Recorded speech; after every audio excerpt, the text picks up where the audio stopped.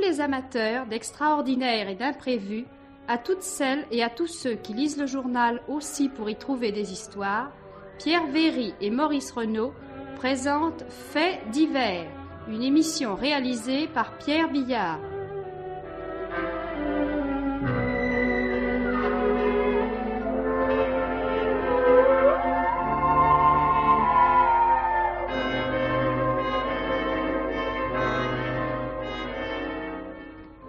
Vous pourrez entendre ce soir un conte radiophonique de Pierre Véry, Snook ou le rendez-vous des enfants prodiges, et le petit courrier des amateurs de mystère et d'aventure avec Germaine Beaumont et Roger Régent.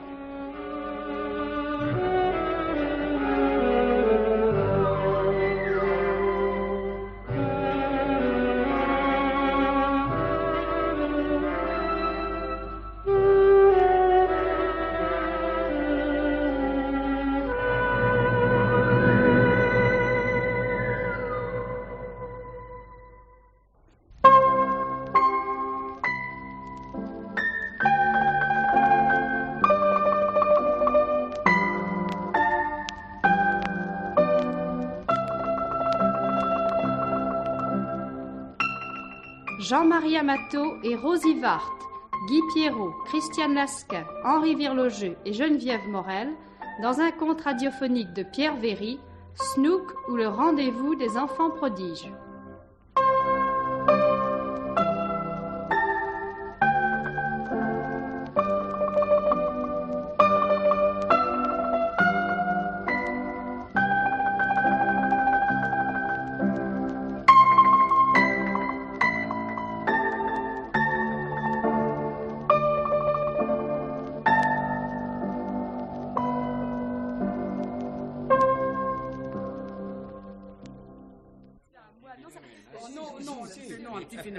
C'est fou, Madame Martin. Ce qu'il peut être mignon sur ces photos, votre petit Snook. Non mais, regarde, Édouard. Oh, ce qu'il est chou avec ses boucles. Oui. Et sur celle-là, avec la jolie dame qui pleure en l'embrassant. Et qui est-ce? Elle a une figure qui ne m'est pas inconnue. Je pense bien, c'est Marlène Dietrich. C'est une photo tirée d'un film qu'ils ont tourné ensemble, elle et Snook. Il avait 9 ans. Marlène Dietrich. Oh, ça là. T'as entendu, Édouard? Oui. Marlène. Et là, avec ce monsieur qui a une flèche enfoncée dans la poitrine. C'est Gary Cooper. Il tournait La Flèche Rouge, une histoire d'Indien. Là, Snook est avec Jean Gabin. Là, c'est Bette Davis qui le porte dans son lit. Là, Snook est assis sur les genoux de Greta Garbo. Là, sur les genoux de Michel Morgan. Eh ben, elle lui la bonne place. Ah, j'aurais bien donné une semaine de ma paye pour... Mais qu'est-ce qu'il fabrique dans la pièce à côté? C'est ma sœur Charlotte avec des amis. Elle leur passe des bouts des premiers films de Snook en 9 mm. À quoi peut tenir une destinée? À une poussière qui s'est insinuée dans un carburateur. Le grain de sable de Cromwell, toujours.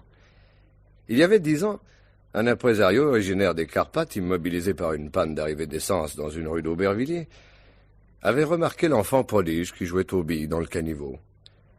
L'enfant prodige était alors âgé de 8 ans et nul, pas même sa mère, ne le considérait comme prodigieux.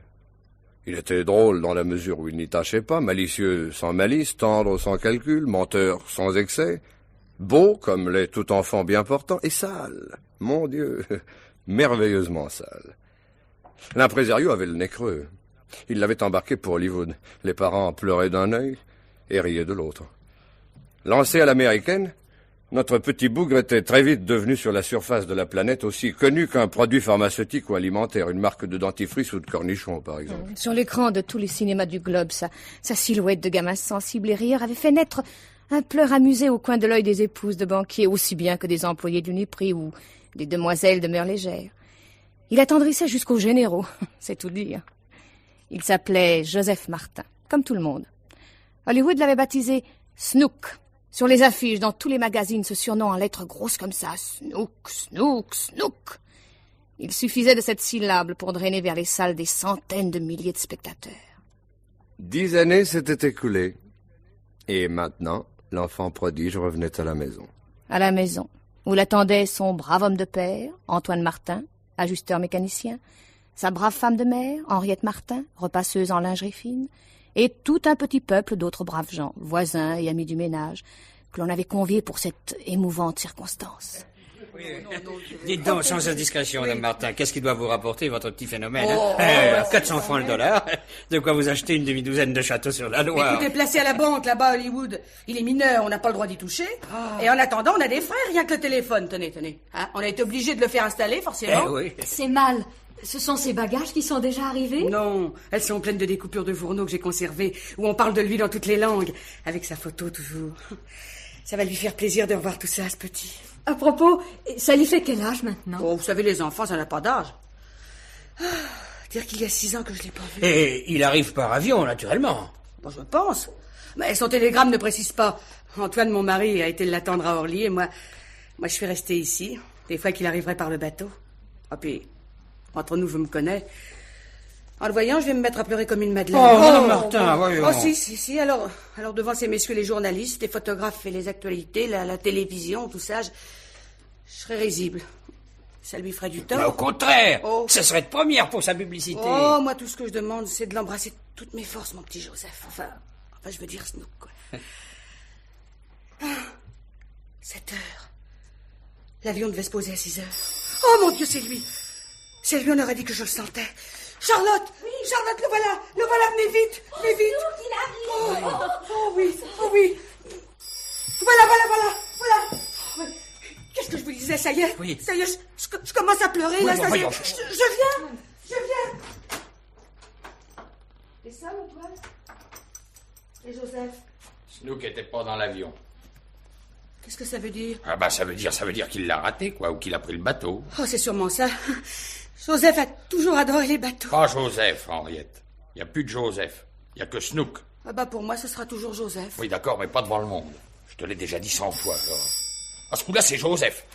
Enfin, Snook. Ah, vous désirez, monsieur? Ah, voir notre fils, sans doute. Eh bien, nous l'attendons, monsieur. Monsieur. Et alors quoi? Vous ne me reconnaissez plus? Ben, Bonjour, papa. Bonjour, maman. Joseph. Oui? oh ben ça alors. Oh ben c'est effrayant ce que t'as grandi. Tous, le père, la mère, la tante, les amis, considéraient avec stupeur ce long adolescent coiffé court à la Marlon Brando. Il portait un extravagant costume verdâtre où des filets rouges dessinaient des losanges. Au bout de son bras trop long, il balançait une vieille petite valise constellée d'étiquettes multicolores et il mâchait du chewing-gum. Mais tu sais, papa, j'ai passé l'âge des sucettes. Mes 7 ans, ils sont loin. J'en ai 18. T'as dit 18 ans? Mais oui. Oh, c'est pas possible. Oh, mais dis donc, tu commences à avoir de la moustache, ma parole. Ouais. Regarde, Henriette, c'est fou, ça. Le contraste entre ce grand dadais et l'adorable bambin bouclé, dont la douce image riait sur 100 photographies fixées au mur par des punaises, était saisissant. Saisissant et consternant. Non que Joseph Martin, Snook, portait mal ses 18 ans. Non, à bien l'examiner, il était plutôt gentil garçon. Mais que sert d'être un gentil garçon à qui fut un prodigieux enfant? Et moi, ta tante, tu ne m'embrasses pas? Mais bien sûr. Bonjour, ma tante. Salut tout le monde. Alors, la santé est bonne? Oh, bah, quand ça va pas, on fait aller, quoi. Mais dis-moi, d'où viens-tu comme ça? T'étais pas à Orly, hein? Non, je suis arrivé par le bateau. J'ai débarqué à la gare de Lyon à 5h50. La gare de Lyon, venant du Havre? La gare Saint-Lazare, tu veux dire? Il connaît même plus son Paris, maintenant. Sacré Américain, là. Non, j'arrive de Marseille. Marseille? Oui. Oh, bah, drôle d'idée. Et vous avez mis combien pour la traverser? Au moins une semaine, hein? Non, 2 mois et demi. Hein? Quoi? 2 mois et demi. Oui. Je me suis embarqué à bord d'un cargo. Un cargo. Oui. On transportait des bananes, du cuivre, du café. Et même des moutons. On a touché Dakar, les Canaries, Casablanca, Séville, Alger.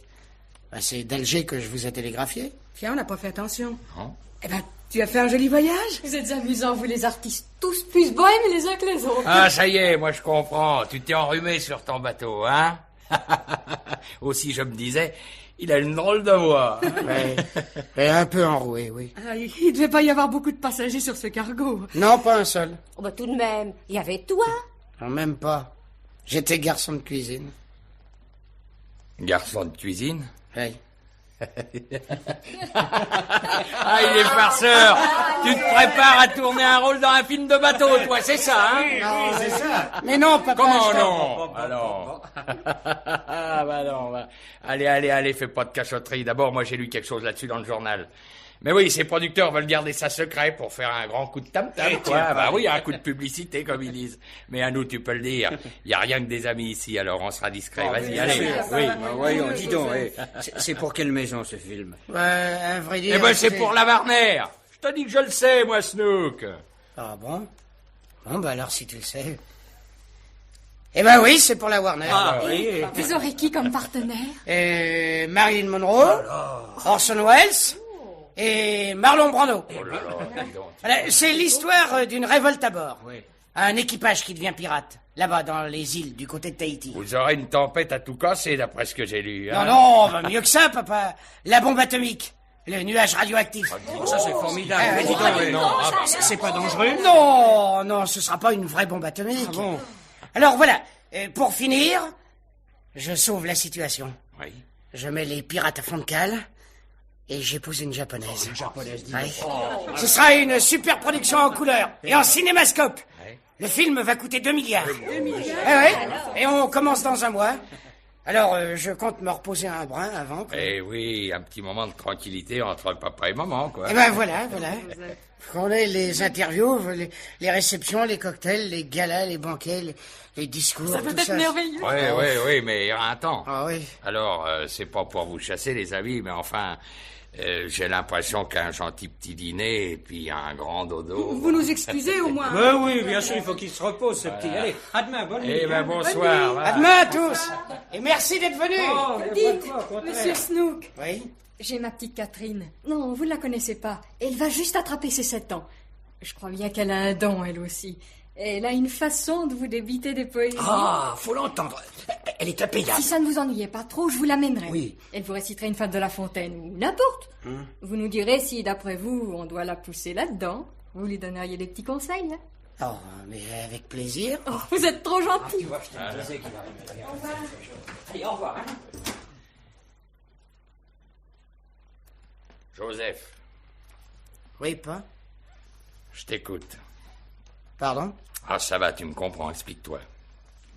Bah, qu'est-ce qui te prend, Antoine? Ah, toi, on y a tais-toi, tu veux, hein? Et toi, Joseph, écoute-moi bien. T'as compris que j'étais pas dupe, hein? Que j'ai tout de suite deviné qu'il y avait du louche, moi, là-dedans. Mais tes affaires regardent que nous. J'ai fait l'imbécile pour amuser la galerie, mais... Maintenant, on est entre nous. Alors, vas-y. Y a pas plus de film pour la Warner que de beurre en broche, hein? Oui, c'est vrai, papa. Il n'y a pas de film. Pas de film. Comment ça, pas de film? Affichez-nous la paix toutes les deux, hein? Alors, Joseph, cette histoire de garçon de cuisine sur un cargo, qu'est-ce qu'il y a là-dessous? Dis, Antoine, tu crois pas qu'on pourrait passer à table? Joseph doit avoir faim. Eh ben, je pense bien, oui. Les voyages, ça creuse, surtout les voyages en mer. Alors, tu te décides, Joseph? Tu parles, bon Dieu, tu parles, oui? Au lieu de regarder tes photos sur les murs, comme si tu te reconnaissais pas, là. C'est la vérité, je me reconnais pas. Vous permettez, j'ai une soif, moi. Ouais.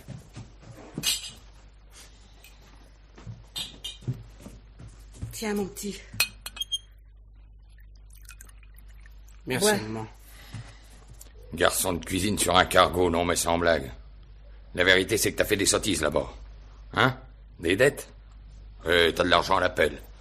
Les femmes, peut-être. Mais tu peux avoir toutes celles que tu veux. Puis de toute manière, ça t'intéresse pas, toi. T'es encore trop jeune. Alors, peut-être bien la drogue, hein? Ou la politique. Ah, c'est si facile de vous monter la tête à tous, là, les jeunes couches. Les activités anti-américaines qu'ils appellent ça. Mais c'est ça, c'est sûrement ça. Et tiens. pourquoi pas les plans de la bombage pendant que tu y es, ou du satellite artificiel que j'aurais volé? Ouais. Tu as trop d'imagination, papa. Tu feras un mauvais scénariste. Oui, tu peux rigoler. T'as été forcé de filer, hein, sans tambour ni trompette. Pour éviter la prison, je parie. Hein? Avoue que c'est la prison. Oh, la prison, mais tu deviens fou, Antoine. Non, laisse, maman, laisse. Eh bien oui, papa, j'ai fait quelque chose de très mal. Mon Dieu, pauvre petit. Oui. J'ai tué Snook. Mais qu'est-ce que tu racontes, là? Eh bien oui, j'ai grandi. Tout à l'heure, j'ai menti comme toi, papa, pour te faire plaisir à cause des autres. La vérité, c'est qu'il n'y a plus de travail pour moi en Amérique. Depuis 3 ans, pas un contrat, pas un engagement, pas un seul, rien. J'ai eu beau m'accrocher, me cramponner, tirer tous les cordons de sonnette, et pas qu'une fois. Je me suis fait éjecter de partout. D'abord par les producteurs, avec un beau sourire en or, une bonne claque d'encouragement sur les épaules et un bon cigare, long comme ça.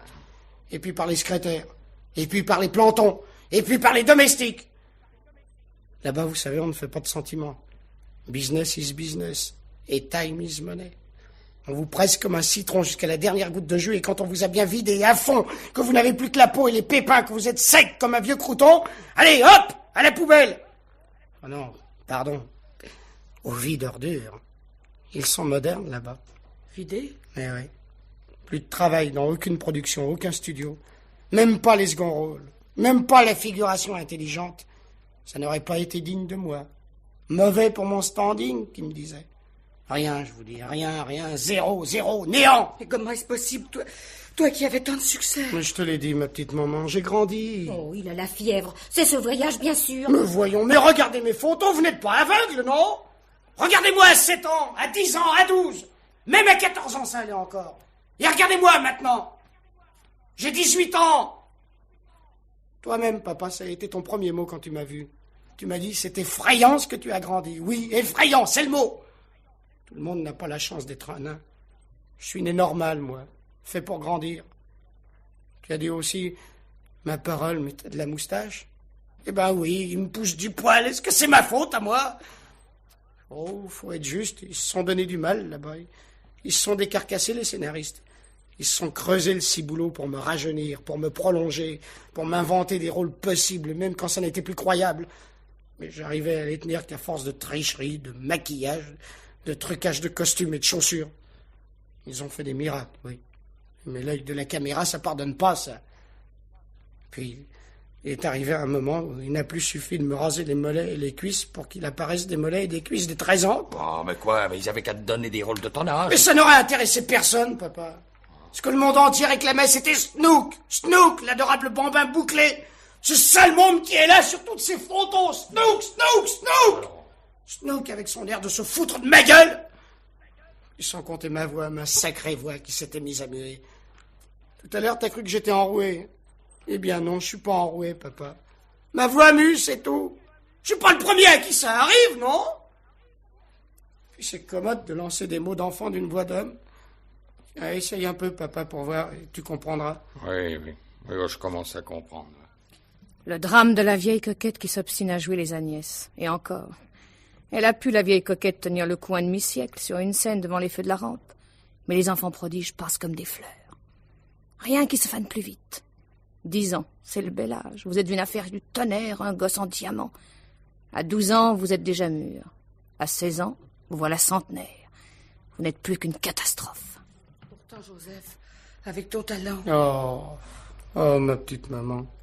Le talent au cinéma, on s'en passe si facilement. Toutes les stars avaient tenu l'enfant prodige sur leur poitrine fabuleuse. Hélas, un jour, elles avaient éprouvé que ce n'était plus elles qui pressaient l'enfant sur leur poitrine, mais lui qui semblait les presser sur la sienne. Joseph Martin avait connu que les temps étaient révolus, et son malheur consommé, quand pour la première fois, M. Abraham W. Fish, le super magnat de Hollywood, au lieu de lui tapoter la joue, lui avait serré la main, et que Rosalinde Lemur, la super reine du super sex appeal, au lieu de l'embrasser à belles lèvres, lui avait tendu sa main à baiser. J'ai crevé de faim. Une occupation comme une autre. Pourquoi nous as-tu rien dit dans tes lettres? Tu nous écrivais que tout allait bien. Très bien, que tu avais des projets formidables. Mais voyons, mais si je vous avais dit la vérité, ça vous aurait fait de la peine. Et puis qu'est-ce que ça aurait changé? On espère toujours remettre le pied à l'étrier, repartir. J'ai tout essayé pour tenir, 36 métiers. J'ai donné des leçons de français à des jeunes filles milliardaires. J'ai travaillé en usine, à la chaîne. Et puis pour finir, plongeur dans un restaurant italien. Oh, là, au moins, je mangeais à ma faim. Ravioli, macaroni, cannelloni, des kilomètres de pâtes. Puis si je me suis engagé comme garçon de cuisine sur ce cargo, c'était pour payer mon passage. Parce que je n'avais pas le premier cent pour m'offrir même une place d'entrepont sur un paquebot. Oui, je vois. Drôle de bled. Inutile de mendier dans les cours en disant « Soyez bons pour les enfants prodiges ». Ça n'aurait rien rendu. Eh ben, Henriette, quoi? Qu'est-ce que t'attends pour nous servir la soupe? Voilà, tout de suite.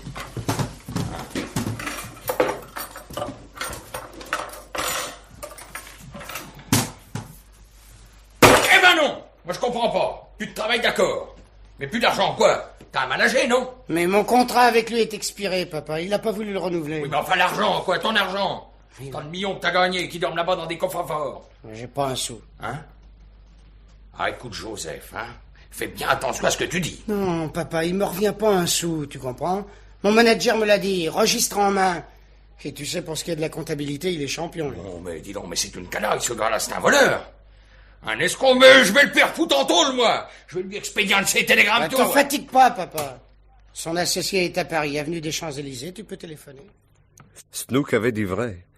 L'associé du manager, un citoyen huileux des Carpates, lui aussi, qui s'exprimait en petit nègre, fit d'abord sa voix de velours, mais très vite changea de ton, prit la chose de très haut. Il ne devait point un fifrelin à son ex-poulain. D'abord, les sommes portées au contrat d'accord avec les producteurs excédaient de très loin les sommes réellement convenues. Encore un bœuf publicitaire, poudre aux yeux, rien de plus.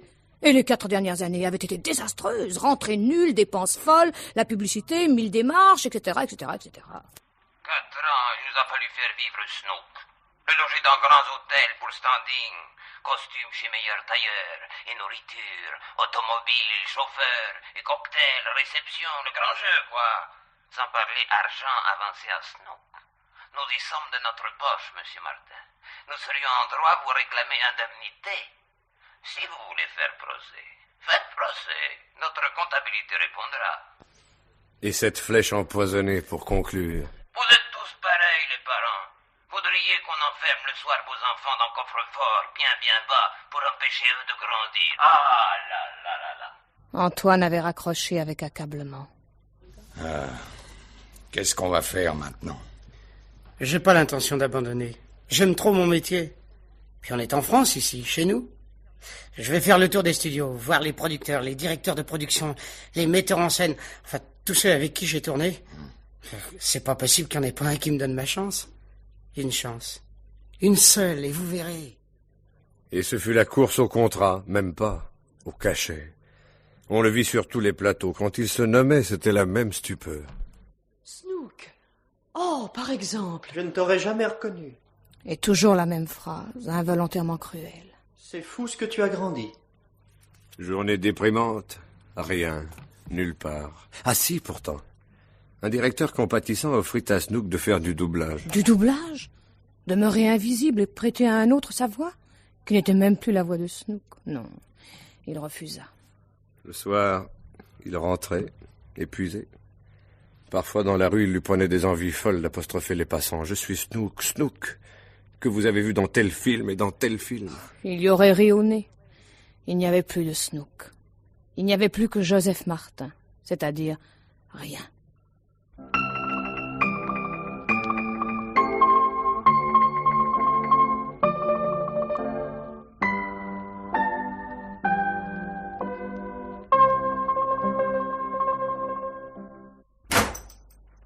Comme tu as l'air fatigué, mon petit Joseph.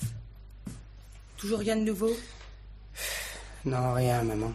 Faut pas te décourager. C'est souvent au moment où on s'y attend le moins que... Au fait, j'oubliais, il y a du courrier pour toi. Ce paquet. Un manuscrit. Un scénario de film, envoyé par l'auteur. J'ai une immense admiration pour votre talent, écrivait cet auteur. J'ai écrit un grand rôle pour vous, s'il vous plaisait. Il suffirait d'un mot de vous à l'un de vos producteurs pour... Oh, ah oui, il tombe bien celui-là. Snook ouvrit le cahier machinalement.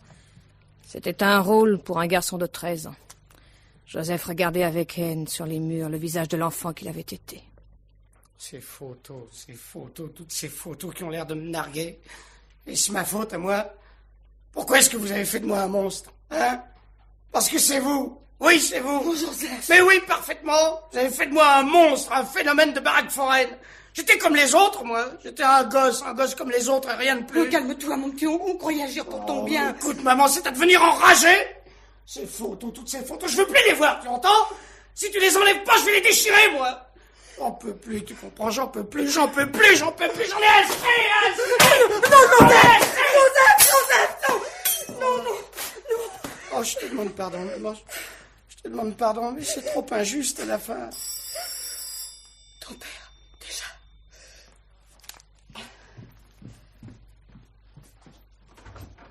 Ah, c'est vous, Madame Richard? J'ai amené ma petite Catherine à Monsieur Snook. Je vous dérange? Oh, mais non. Mais non, Madame Richard. Vous m'avez entendu crier. J'étais en train de répéter mon rôle dans un prochain film. Et une scène de colère. Ah, c'est ça. J'ai cru que vous fâchiez pour de vrai.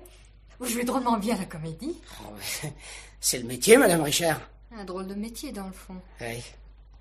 Elle est très mignonne, votre petite Catherine. Alors, qu'est-ce que tu vas me réciter de beau? J'ai travaillé le lac de Monsieur Alphonse Lamartine. Travaillez, voyez-vous ça? Mais c'est merveilleux. Le lac. Oui, bien, je t'écoute. Au lac, t'en souviens-t-il, nous voguions en silence. On entendait au loin sur l'onde et sous les cieux que les bruits des rameurs, que le bruit des... Je ne sais plus. Attends. Que le bruit des rameurs qui frappaient en cadence...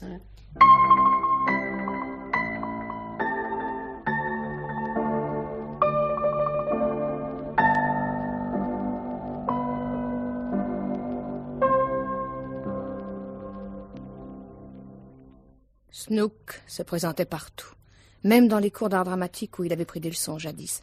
Le cours Mulet après des Invalides, le cours Jacqueline Lombard, rue d'Armaillé. Là non plus, on ne le reconnaissait pas.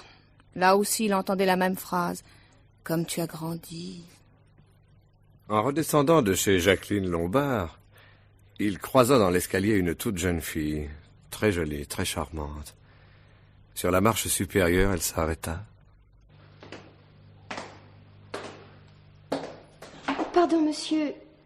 Vous n'êtes pas Snook? Oui, c'est moi. Excusez-moi, mais Vous ne me remettez pas? Non. Forcément, depuis 7 ans. J'ai changé. Et moi donc? Vous, c'est pas pareil. Vous êtes célèbre. Je suis Geneviève Legrand. Nous avons tourné ensemble. Dans Au seuil de la vie. Mais bien sûr. La petite Ginou, c'était vous. La petite Ginou a grandi depuis ce temps-là. Elle aussi, elle avait été un enfant prodige, moins illustre que Snook. Elle n'avait pas été à Hollywood, mais enfin, elle avait été un petit peu enfant prodige quand même. Entre deux scènes, ils s'étaient amusés ensemble, jadis, comme des enfants, tout bêtement, comme tous les enfants de la Terre. Ça m'a fait plaisir de vous revoir. Vous travaillez toujours au cours Lombard? Oh non, il y a longtemps que j'ai annoncé. À mesure que je grandissais, les contrats se faisaient de plus en plus rares. Il fallait bien vivre. J'ai abandonné. Je suis secrétaire dans une maison de tissus. Ah. J'ai une petite chambre dans cet immeuble, juste au-dessus du cours. Le soir, je peux entendre les élèves passer des scènes.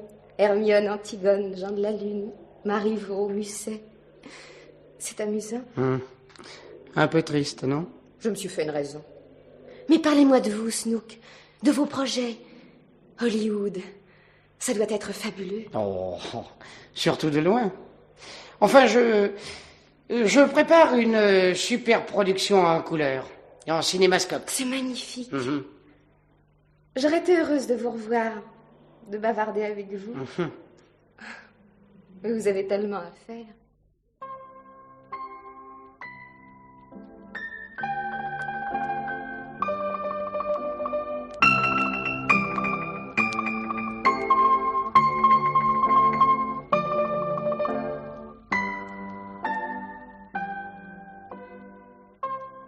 Ça ne peut plus durer, dit le père à son fils ce soir-là. Je n'ai pas les moyens de te nourrir à te tourner les pouces. Puisque personne ne veut plus de toi, va falloir que tu travailles. Seulement, travailler à quoi? Ajusteur mécanicien, pas question. Donner un coup de lime bien droit, c'est autrement difficile que de faire le singe devant une caméra. Oui, sûrement, papa. T'as pas de bachot, même pas ton brevet? Ah non, même pas. Eh oui, en somme, t'es bon à rien. Antoine, voyons. Mais non, laisse. Papa a raison, maman. Je suis bon à rien. On peut quand même pas te mettre balayeur des rues. Ça la foutrait mal. Mais pourquoi pas? Comme personne ne me reconnaîtrait. Mais au fait, je parle anglais, moi. Je pourrais me placer comme portier d'hôtel. Ou guide pour les touristes américains.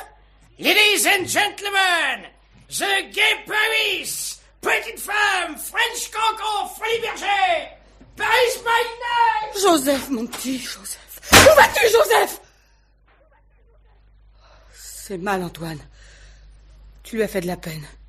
Comme s'il n'était déjà pas assez malheureux. Quoi, c'est mal? J'ai jamais dit que la vérité, moi, non?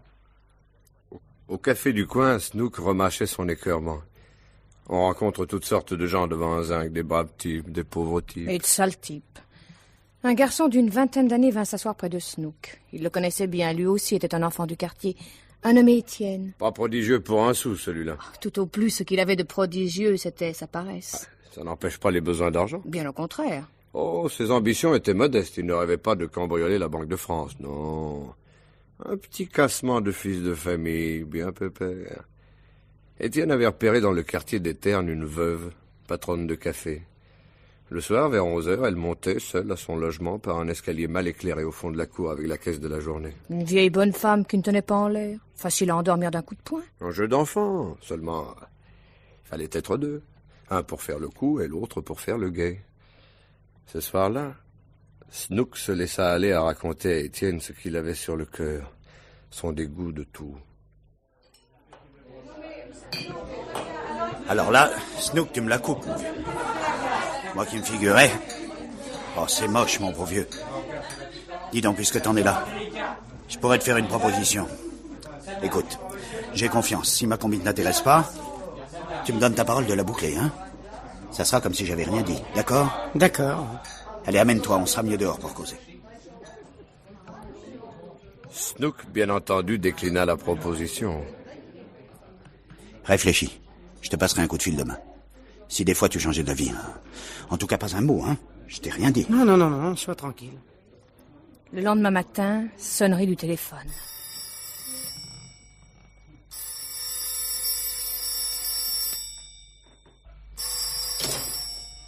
Le téléphone. Ça ne peut être que pour toi, Joseph. Allô? Snook? Oui, mademoiselle, ne quittez pas, je vous le passe. C'est pour toi. Oh mon Dieu, faites que ce soit une bonne nouvelle. Allô? Oui? Oui, ici Snook. Comment? Oui, je suis libre. Oui, je suis libre en ce moment, oui. Si je peux passer d'urgence? Oh, mais certainement. Oui! Oui, j'arrive! Qui a gagné, maman? On me demande chez Gaumont! Chez Gaumont! Oh, Joseph! Gaumont, vous vous rendez compte? C'est pour un grand rôle. Le premier rôle du film. Je suis sauvé! Sauvé! Ah, t'aurais peut-être pas dû dire si vite que t'étais libre, non? Dans les affaires, c'est bon des fois de faire tirer la langue aux gens. Enfin, tiens, prends ce billet de 1000 et saute dans un taxi. Il s'agirait pas de faire attendre ces messieurs. Hein. Oh, merci pas. À tout à l'heure! Oh, le bon Dieu m'a entendu.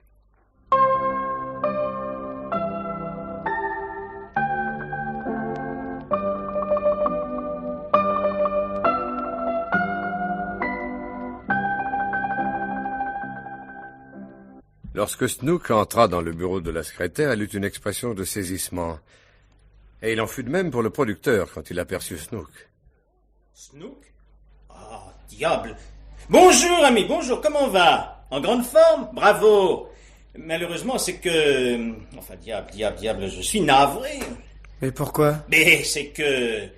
Ah, c'est stupide de ma part, j'aurais dû y penser, parbleu. Mais vous avez diablement grandi. Et ce qu'il me faut dans mon film, c'est un petit bout d'homme de 14 ans maximum. Je vous voyais encore gamin. Ah, comme le temps passe. Enfin, désolé de vous avoir dérangé pour rien, mon vieux. Comment dites-vous, un autre rôle? Ah, ça aurait été avec le plus grand plaisir, mais ma distribution est complète. Snook rentra à Aubervilliers par le métro et l'autobus.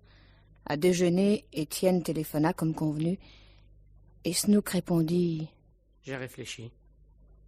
Oui, c'est d'accord. Ce soir, à 10h30, oui. Entendu. Oui, j'y serai.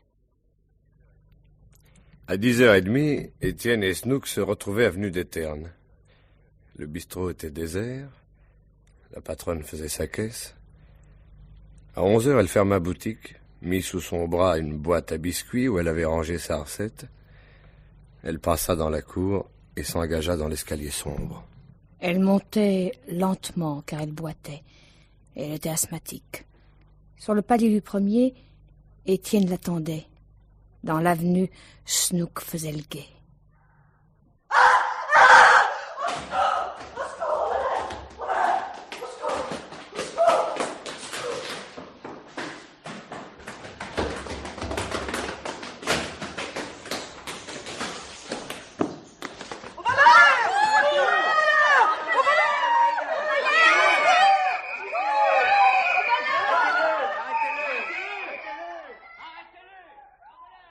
Dans l'avenue, Snook courait de toutes ses forces, mais les agents le gagnaient de vitesse.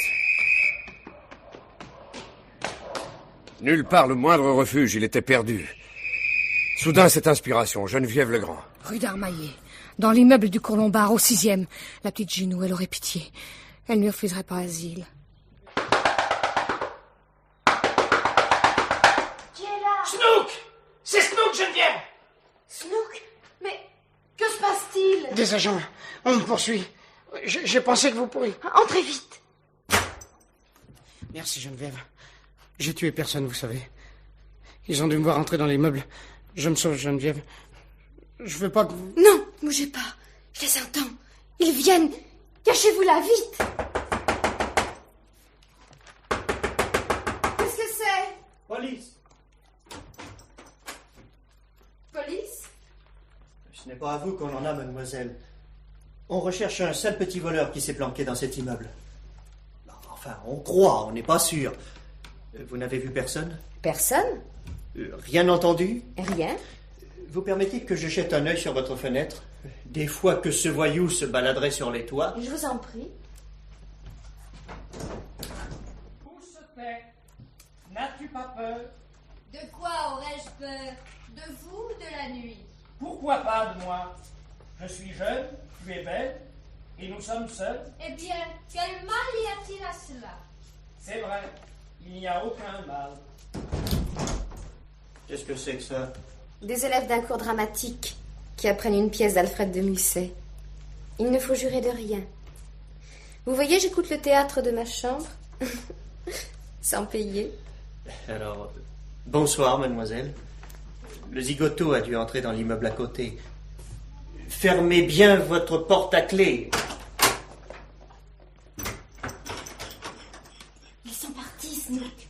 Vous m'avez sauvé, Geneviève. Un sale petit voleur.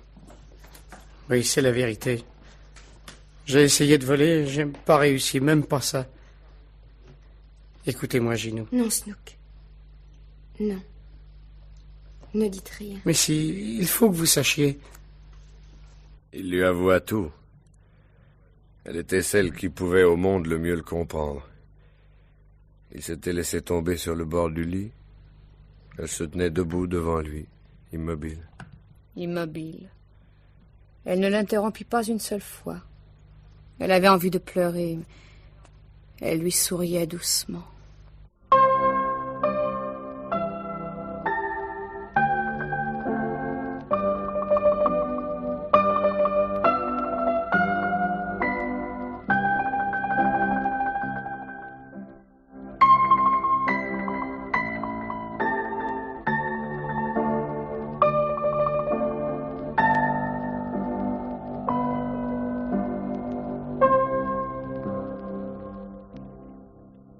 Plusieurs fois, Snook reprit le chemin de la petite chambre du 6e au-dessus du cours Lombard. Ses photographies d'autrefois, il les avait enfermées dans un coffret. Le cercueil de ses ambitions.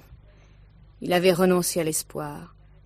Mais le soir, près de la fenêtre, il écoutait les apprentis comédiens et les comédiennes en herbe, qui ne vivaient que d'espoir. Que la gloire, du moins, soutienne nos douleurs, et que tout l'univers reconnaisse sans peine les pleurs d'un empereur et les pleurs d'une reine. Car enfin, ma princesse, il faut nous séparer. Ah, cruel, est-il temps de me le déclarer? Qu'avez-vous fait? Hélas, je me suis cru aimée. Racine. Bérénice. Acte 4. Scène 5. Il soupirait. Se résigner est difficile. Comédien, Ginou. Le plus beau métier du monde. Je sais, Snook. Les applaudissements. Cette chaleur que l'on sent monter de la salle. La gloire. Mais c'est tellement capricieux, la gloire. Tellement éphémère. Un peu comme une fumée grisante. Comme un rêve. Non, je pensais surtout au métier. L'amour du métier. Tous ces personnages que l'on porte en soi, à qui l'on donne la vie. Cette fièvre, quoi. Même si l'on joue devant des fauteuils vides. Je sais, Snook.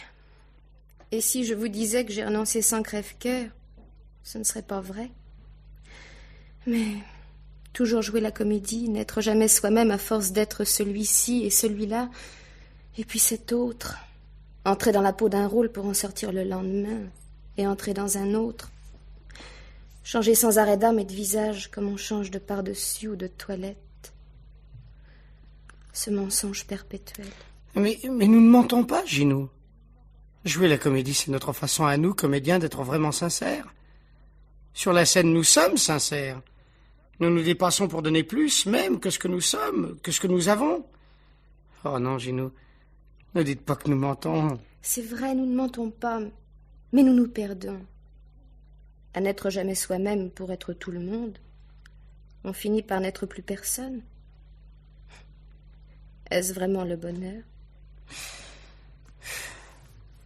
Vous ne devez pas me trouver courageux, hein. Mais c'est dur, vous savez, de redescendre sur la terre. Vous étiez monté tellement plus haut que moi, Snook. Vous m'aiderez, Ginou? Je vous aiderai, Snook. Vous savez, sans vous, je suis seul. Je suis avec vous. Geneviève aimait Snook. Déjà petite fille, elle l'aimait. Seulement, elle ne s'en doutait pas. Mais quand elle l'avait revu 10 années plus tard, elle avait su tout de suite qu'elle l'avait toujours aimé. Et qu'elle l'aimait toujours. Malheureusement, c'est bien difficile de garder celui qu'on aime. Et peut-être plus difficile encore de se garder pour lui. Un matin, on frappa à la porte de Geneviève. Ce n'était pas Snook. C'était la directrice du cours Lombard. Grande nouvelle, ma petite Ginou. J'ai un rôle pour toi. Tout arrive, tu vois. Un rôle? Magnifique, au théâtre.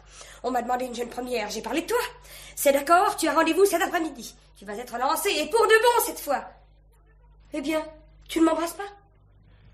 Ce soir-là, quand Snook vint retrouver Geneviève, elle avait peine à contenir sa joie. Mais qu'est-ce qu'il y a, Ginou? Vous n'êtes pas comme d'habitude. Moi? Mais si. Ben, non.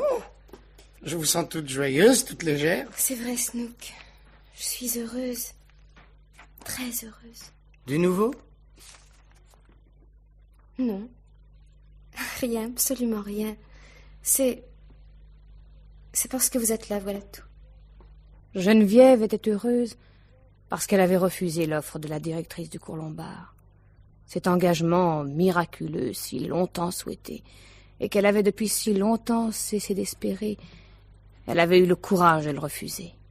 Pour Snook. Enfin, mon petit, je ne te comprends pas. La chance de ta vie, mais tu es folle, tu es complètement folle, enfin. Pardonnez-moi, Madame Lombard. Vous êtes très très gentille, mais le théâtre, le cinéma, tout ça, pour moi, c'est fini. Si elle avait accepté, c'est alors que le pauvre Snook aurait été seul. Désespérément seul. Et elle avait promis de l'aider à se résigner, promis d'être avec lui. Elle n'avait pas hésité à sacrifier sa chance pour Snook, et Snook ne le saurait jamais. Ce soir-là, comme les autres soirs, ils écoutaient près de la fenêtre ouverte les jeunes comédiens du cours Lombard qui passaient des scènes. Voici Juliette. Voici mon amour. Elle appuie sa joue sur sa main. Que ne suis-je le gant de cette main? Je toucherai sa joue. Shakespeare. Roméo et Juliette. Fuis, Roméo. S'ils te voient, ils te tueront. Il y a plus de péril pour moi dans ton regard que dans 20 de leurs épées. C'est mou, mes enfants, c'est mou. Mais il n'y a rien là-dedans. Elle a raison. J'aurais pas donné cette réplique-là comme ça, Moi non plus, celle de Juliette. Fuis, Roméo. S'ils te voient, ils te tueront.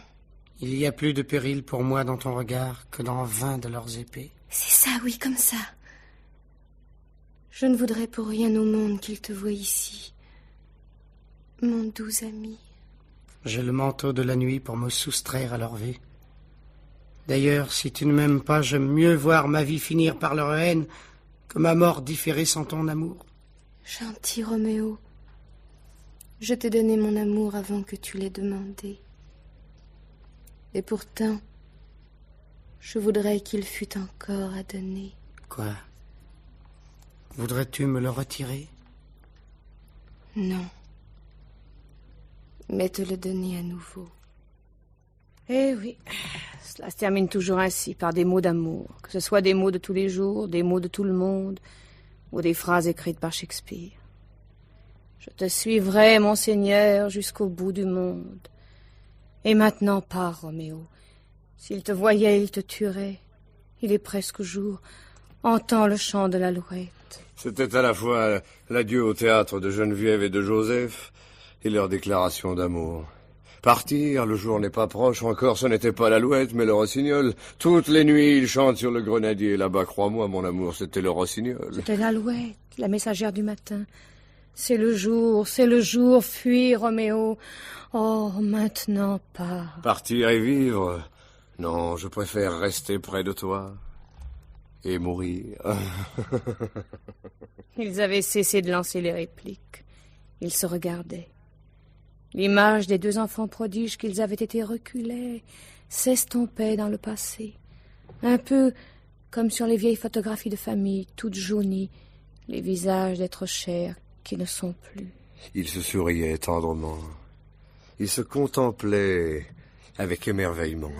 Il n'y avait plus d'enfants prodiges, mais l'amour.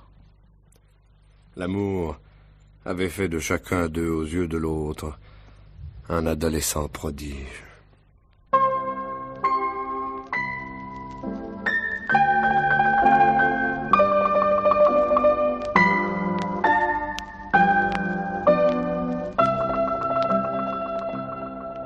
Snook, ou le rendez-vous des enfants prodiges, un conte radiophonique de Pierre Véry, avait pour interprète Guy Pierrot dans le rôle de Snook, Henri Virlogeux, son père, Geneviève Morel, sa mère, Christiane Lasquin, Ginou, avec Becky Rosanès, Ginette Franck, Gaëtan Jor, Jean Chevrin, Raymond Pélissier, Roger Crouzet, Francette Vernillat, Jean Belot, Yves Duchâteau, Marie-Jeanne Gardien, Evelyne Langeais et la petite Marie-Martine. Les récitants Jean-Marie Amato et Rosie Vart. Bruitage Gabriel de Rivage. Prise de son Jean Delanduc. Opérateur Charles Marier.